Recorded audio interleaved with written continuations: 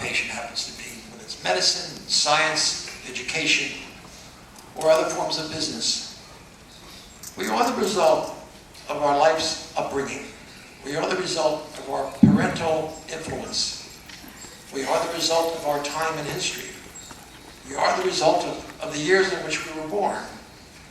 And so I'm no less than anyone else. I'm a result of my upbringing and when I was born and when I was reared as a young person. And what I'm about to tell you is also about to explain how I became, or how I desired to become, a storyteller. How I became aware of scenes, and how I became aware of how people change from one part of the day to the next. And so we are not, any of us, a singular personality, but all of us, to the very least amount, are duplicitous people. We are more than one person, all of us. We behave in a certain way under certain circumstances. And then, given the change in circumstances, to a slight degree, we're slightly different, or more than slightly different. We may be very different. And I began to observe this in my own home when I was a boy growing up in the 1940s, the time of your grandparents.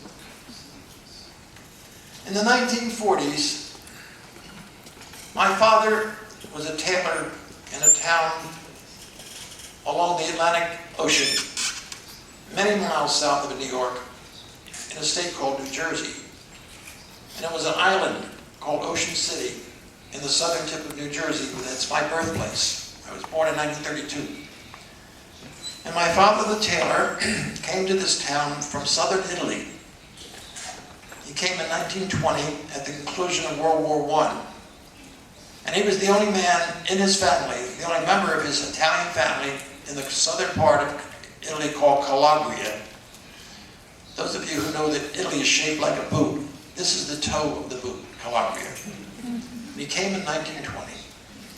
And during the late 1920s, he met a woman of Italian origin who was born in Brooklyn, city of New York, whose father and mother came from the same village in Calabria that he came from.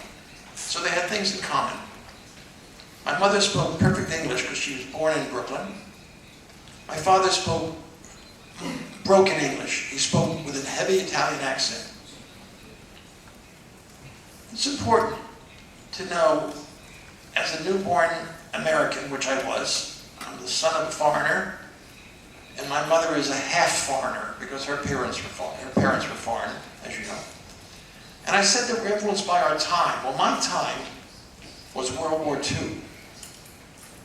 In 1940, World War II began. And I was 8 years old. In 1942, 43, when I was 11 years old, 10 years old, Italy was fighting the American and Canadian and British armies. My sense of being an American was rather fragile. When you're the son of a father whose country is the enemy of the United States, and you're only 10 or 11 years old, and you're in a community that is not an urban community which has groups of Italian, groups of Jews, groups of Irish, the ethnic minority at that time, but rather an island community made up of Americans who are Anglo-Saxons and Protestants. This is the community of the majority. There were no minorities in this little area, its population 5,000. There were just a few. There was my father, my Italian father, who had a tailor shop. And there was my mother who had a dress shop, but was part of the same building. It wasn't separate, they were in the same building. In fact, where we lived, where my parents made their living, was also where they lived. They lived on the second floor of a building. And on the first floor of that building, on the right side was the tailor shop. And on the left side, the larger side, was a dress shop.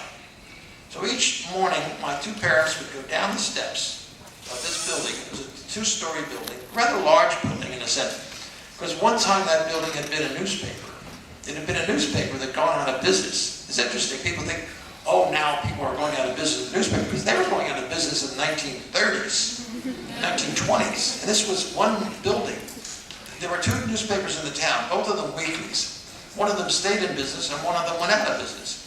And my father bought that building. It's just parenthetical and coincidental that I became a journalist.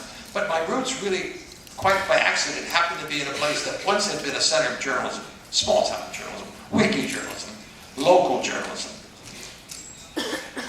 My father was a craftsman as a tailor, and he had very few customers. He made beautiful suits, but it took him so long to make the suits that he priced the suits too high, and not many people bought the suits because they were overly expensive, beautifully designed, but the people didn't have an appreciation for his designed suits. He sold a few. The people he sold them to were the rich people of the town who had an appreciation of tailoring. But my mother, that side of the store, was where the money was made. That's how I never had to worry about having enough to eat, because my mother made a lot of money. Because she was a wonderful entrepreneurial woman who knew her customers. Her customers were middle-aged women, mostly women who were a few pounds overweight, women who had money because they were the wives of the prominent people of the town, the mayor's wife, the surgeon's wife, the wife of the woman of the man who ran the Cadillac dealership in the town, the wife of the superintendent of schools. People of substance, social position, and affluence. These are the people my mother catered to, and to a degree so did my father. And during the daytime, they both were in the store, very polite to their customers. I learned from watching them how polite they were. And I learned something about journalism without knowing it was journalism. Because I learned good manners. Good manners, we can define good manners in many ways. But good manners are what any store owner exhibits toward his customers. It is necessary for the owner of a store, even if it's a small store such as ours, to have a relationship, a cordiality, and if you get to know the customers, they must trust you and trust that what you're selling them is of high quality, or at least is worth the price they pay. Trust. It's very valuable for journalism. When I was getting these messages without knowing how I would use them in future years, when their business closed at 6 o'clock at night, they would go upstairs and they would prepare dinner sometimes, or maybe we'd go out to restaurants sometimes, but the day was over. The day was over of being with customers, and the day began, as the night began, with a different personality that dominated their lives during the day. During the day, these two people, as I said, were very formal, very polite, and also very patriotic, because during World War II, in front of all these stores on the main street of the town were American flags. Every owner, including my father, my Italian father, would take an American flag, right on the sidewalk at 8 o'clock in the morning before he opened the store, and there was a hole in the sidewalk, and he'd take this flag and stick it in the ground, and then he'd furl the flag. And all along the street, in this patriotic time, when a nation is at war, and children of families, soldiers are going to war, and women in families are becoming nurses in war, and uncles and families are working in war plants, the whole nation, particularly in a time when you have conscription. World War II, we didn't have in the United States a volunteer army. People were drafted.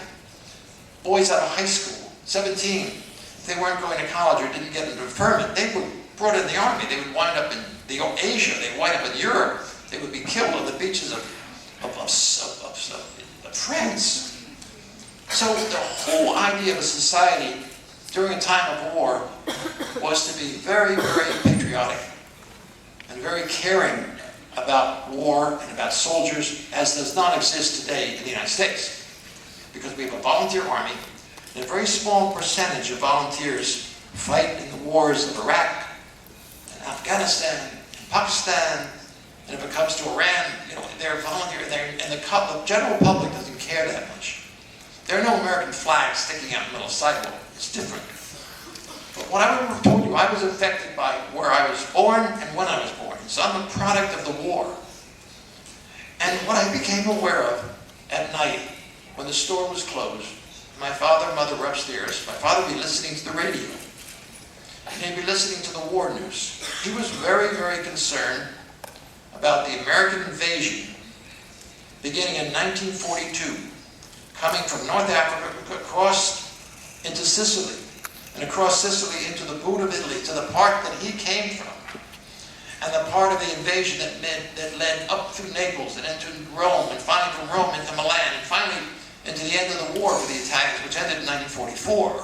But during this period, from 1942 to 1944, a two-year period, when I'm 11, 12, 11, 10, 11, 12, I became aware of how a war affects a tailor and his wife, who are thousands and thousands away from the war, but the atmosphere of war in a small town particularly, in a time of patriotism and a popular involvement from all the population, old people, young people, school students, presidents of university, were very much involved as citizens in a wartime. But at night, these two people that are my parents were quite different than they were during the day. My father, as I said, would listen to the radio with a sense of trepidation, of concern, because in the part of 1942 up to 1943, the invasion was very slowly moving up from the toe of the boot, up the ankle of the boot, finally to the knee of the boot. And my father was very much worried that his widowed mother and all the aunts and uncles he had in that town were going to be bombed, because much of the bombing was done in that part of Italy. And he was also concerned about two of his brothers who were younger than me, a few years younger, who were fighting in the Italian army. So in my family, I had two uncles when I was growing up who were part of Mussolini's army, part of the fascist army, part of the enemy of the United States. And I'm related to the enemy by virtue of who I am, my bloodline. And also at night, I would hear my father talk to my mother very quietly about his wondering, why is Italy the enemy? Why is Italy being bombed? Is it all Italy's fault? Maybe the aggressiveness of the American army, maybe the people who wish that war upon that nation, the warmongering. There's always a warmongering group in any country. In the United States, we have a warmongering group right now. They want us to start a war with Iran, some of them. They want us to invade Iran, as if we haven't invaded enough countries already, with Iraq, showing what a disaster that war has been. But in those days, you're some of the same kind of people who thought America has to do something about the fascists, about the Nazis, and about the anti-Semites in Germany. Okay, that's true. It's true. But if you're an Italian tailor, and you have two brothers that are the enemy, and you have a 10-year-old son who goes to Catholic school, all of them are Irish in school, Irish Catholics in school. And so when I went to school, I was trying not to hear the abuses that I heard. People calling me Mussolini, calling me by names like Dago, Wop. These are pejorative terms referring to Italians. Because after all, the Italians were looked upon then as we look upon terror, as the United States looks upon terrorism today, or Muslims today. If you're a Muslim in the United States today, or if you get on an airplane, and clearly you're Muslim by your headdress, a lot of people want to get off the plane because they assume this plane's going to be blown up. That's paranoia, of course. It's sad that a democratic society can instill such suspicion that's unjustified. Still, the Nazis and the fascist Italians, in the day in which I speak, when I was growing up, were held in such low esteem that even if you're an American citizen, you were not really an American citizen. You were kind of a half a citizen, or a suspected citizen. And I grew up with this attitude. And I also grew up with the attitude and the knowledge that this little building on the main street of this little town had two people who were different in the daytime when they were serving the customer than they were at night, when their personality and their sense of trepidation, fear, was affected by an event going on the other side of the world, in Europe. And I saw the personality change in those two people. 8 o'clock, they'd be down the store smiling, getting what the customer wanted, chatting up, talking to customers. "Oh, Janet, you look wonderful in that dress," my mother would say. And Janet would go in the front of the mirror at the dress shop, and they'd be talking about dresses. Or my father's side of the store, he would be measuring maybe the head minister of the Protestant church for a new suit for Easter. And their conversation would be very cordial. Nothing to do with the war. And my father was very careful with what he said. He didn't even want to say there was no way he could avoid it, that he was Italian. But he certainly would not have said to anybody that he had 2 brothers in the fascist army at that time. The only reason I know this myself is because, of course, I knew that. But when I really thought about it, I saw 2 photographs on their bureau, my father's bureau upstairs in the bedroom they had. And these 2 photographs were these 2 Italian soldiers. And their uniform was very different from the American soldiers. Their hat had different insignia on it. These 2 guys were my uncles. They were my father's brothers. And they were up there in the bureau. And my father would certainly not have those 2 pictures downstairs in the store. But this is part of the private life of a man who was born in one country and was making his living in another country. And the effect of those 2 locations affected his behavior at night in a certain way when he was able to be free and express his concerns or his fears. In the daytime, he expressed no fear, no concern. He was just a loyal American trying to make an honest living in a democratic system. That's what it was. As a writer, I saw this little building, the store downstairs, people living upstairs. This location had changes in character, had events in faraway places affect the behaviorism of those people in the store. I also, as an observer, as a 10-year-old observer, helping my mother sometimes in the dress shop, I saw these women coming and going, and these men coming and going, these customers, and I'd overhear their conversation. So I was hearing dialogue. I was hearing stories. I would overhear stories of women who were with my mother complaining about the price of butter, which was rationed, or complaining that they could not get nylon stockings at the time because they were rationed. Complaining about the fact you couldn't get gasoline was rationed. So I was hearing and complaining, and sometimes tearfully complaining, that they had a son who was injured in the invasion of Italy. And I remember once I heard a woman talking about how awful it is to have a son sent to Italy fighting those awful fascists. And her son was injured. And she wasn't sure how injured she was. And I heard my mother was listening, never indicating that she had, through the marriage to my father, 2 men who might have shot that kid because they were enemy soldiers. And I remember listening to this and thinking, God, it's interesting. This interesting conversation, this tearful woman talking about her son who was part of the invasion from Sicily into the tiptoe of Italy. And somewhere along the beaches, perhaps in Calabria, perhaps in Salerno, perhaps somewhere in the south. And perhaps those 2 photographs I saw upstairs might have been involved in the same corps that shot and injured some Americans as the Americans tried to invade the mountainous regions that obtain the southern part of Italy. It's very mountainous up there in that part. And I thought, there's a story there. There's a story there. What's the story? I didn't have to make it up. It's a story of conversations over the counter in a dress shop. Real. And I thought, stories? I don't have to leave the store to find stories. These kind of stories, in some way or other, could be found in any store. Maybe they could be found in any town during this time of history. And so as a young boy, I'm observing customers who came and went. The town preacher, the town mayor, the town automobile executive, their wives who were buying dresses for my mother. And I was seeing a kind of novel emerging. A novel of many characters, but the main characters were these 2 marginal Americans. One of them foreign-born, and the other, by virtue of her marriage and her own parents, very much shaped by a foreign country. In the daytime, they were assimilated Americans to the degree they could be. And at nighttime, they were fearful occupants of a city that, even though they were living there for years, it was still foreign to them in terms of them being foreigners, and they wanted not to be foreigners. But you can't really, in one generation, assimilate. It would take maybe 2, maybe 3 generations.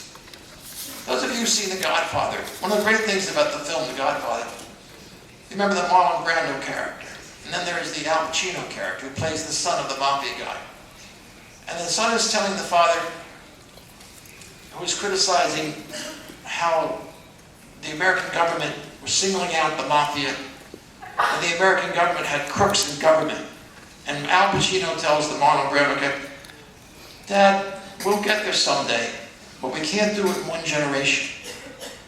Because the father was thinking, maybe my son could be a senator. Can't do it in one generation. A couple generations, you can do it. I remember that. I think that's true. I remember that myself. After I was old enough, the war was over. It was 1944, 1945. And I was in high school. And I was by nature, very shy. And I wasn't very good as a student in high school. Because what I was good at, there was no class for it. There was no grades. I was good at curiosity. I was a curious person. Because I had seen strangers coming out of the store and wondered about them. And I heard conversations, how they dressed, how they different. And the women's voices I told you about. And I was an observer. And I was curious. I was not good in high school. I told you I was good at one thing, and there was no grade for being curious. But there was a little high school newspaper, and I asked to get to work on that. And I started writing little stories about the students. I'd ask them questions. When you're a journalist, even if you're shy as I had been, being part of a little newspaper, high school newspaper, you have legitimate reason, so you think, and so you do. It's like an invisible press card. And you can ask questions. You get to know about the students, about whom I felt much remorse, if not rancor, when I used to hear myself addressed in a negative way when I was younger. Also, in that town, there was a weekly newspaper. And my father used to make suits for the editor of the weekly newspaper. Not many, 1 or 2, but he knew it. And one time the editor came in for a fitting, and this father of mine said, my son works for the high school newspaper, and he would like to work for a newspaper someday, he told me. Do you think he could work for your paper? And the editor said, well, let me meet him. And I did meet him. And after this one meeting, the editor said, well, would you like to write a column about high school for our paper? I said, yeah. He said, you can write about sports. We have a high school football team, high school baseball team. And you can also write about student activities. You can write about who's the president of the class,